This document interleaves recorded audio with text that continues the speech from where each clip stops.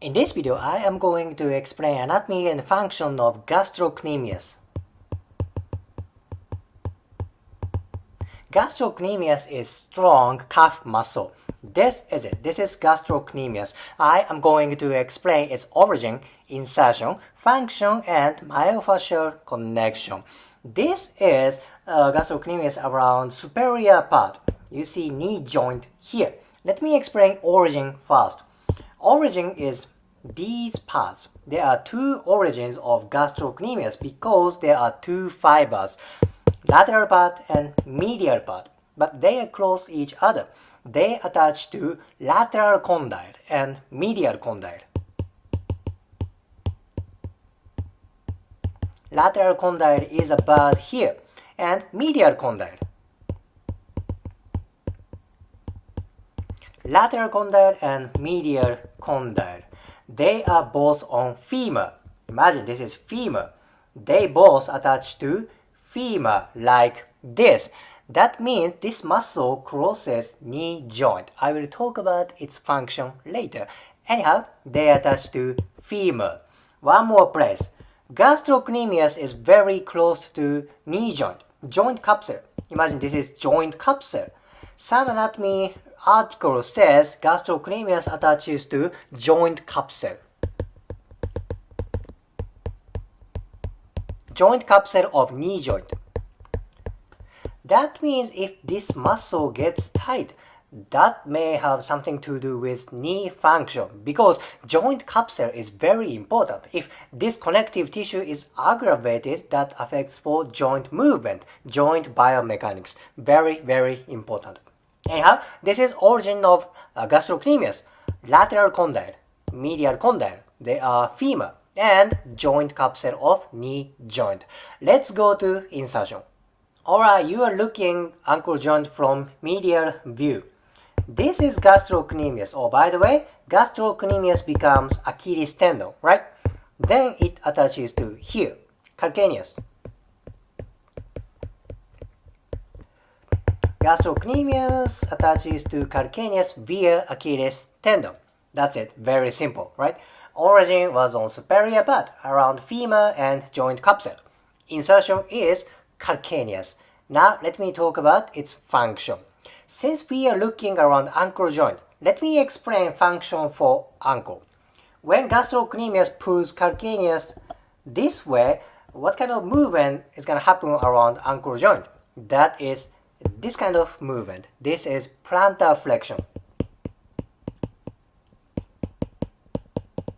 Plantar flexion is like you point out toe this way. This is plantar flexion. Gastrocnemius is very strong plantar flexor. There's one more strong plantar flexor, that is soleus. Soleus is muscle deep to gastrocnemius, just for your information. Anyhow, plantar flexion. And there's one more very minor function for gastrocnemius, that is inversion. It's a little bit weird, don't you think? I will talk about why it may do inversion later. Main function, priority is plantar flexion. Minor function is inversion. This is for ankle joint. And I said, since gastrocnemius crosses knee joint, there's something to do with knee movement. That is knee flexion. Knee flexion. Why is that? Because that originates from femur, lateral condyle and medial condyle. Fiber of gastrocnemius crosses knee joint. That means where muscle fiber contracts, that brings knee to flexion.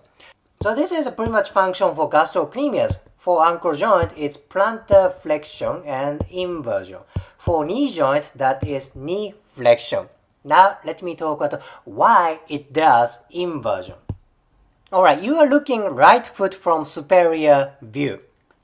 I want to talk about a little bit about biomechanics of movement. I want to talk about axis of movement. This is axis for plantar flexion and dorsiflexion. It is pretty much horizontal, right? Muscles that is anterior from this axis do dorsiflexion. So muscles that run here, this area, anterior from this axis, they do dorsiflexion. Let's see, dorsiflexion. And muscles that run posterior from this axis, they do plantar flexion. Plantar flexion, easy, right? How about gastrocnemius? Gastrocnemius attaches here. Calcaneus, what does it do? That does plantar flexion. Simple, right? For another example, let's say tibialis anterior. Tibialis anterior attaches around here. Then what does it do? It does dorsiflexion. Simple, right? Muscles that run around this area, yellow area, they do dorsiflexion. On the other hand, muscles that run this area, blue area, they do plantar flexion. Very simple. Now, I want to explain one more axis. Next axis is a little bit complicated.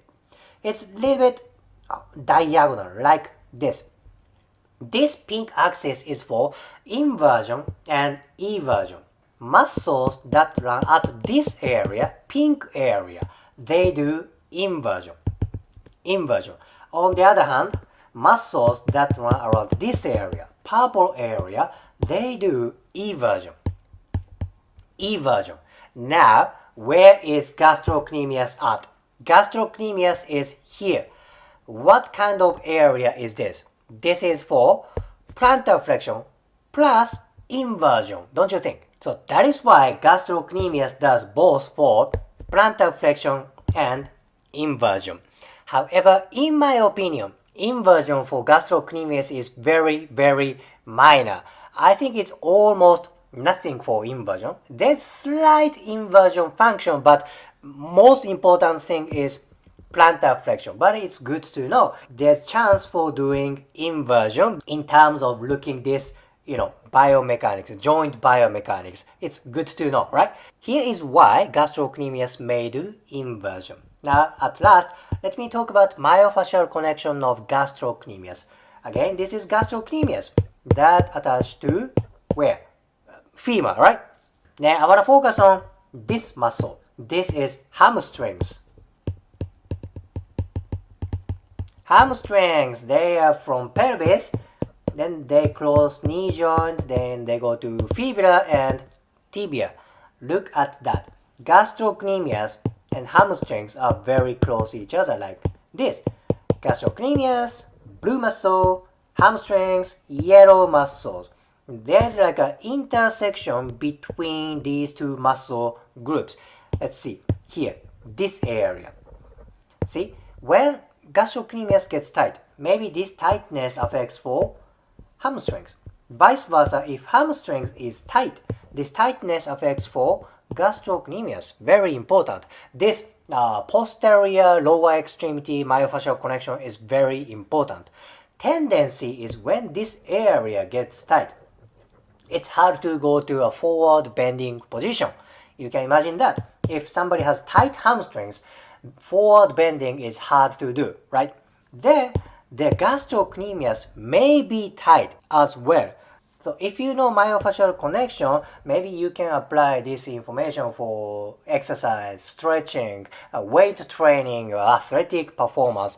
This is very important place. In this video, I explained anatomy and function of gastrocnemius. I explained its origin, insertion, function, and myofascial connection. If you liked today's video, please hit the like button, comment, and subscribe. See you next video.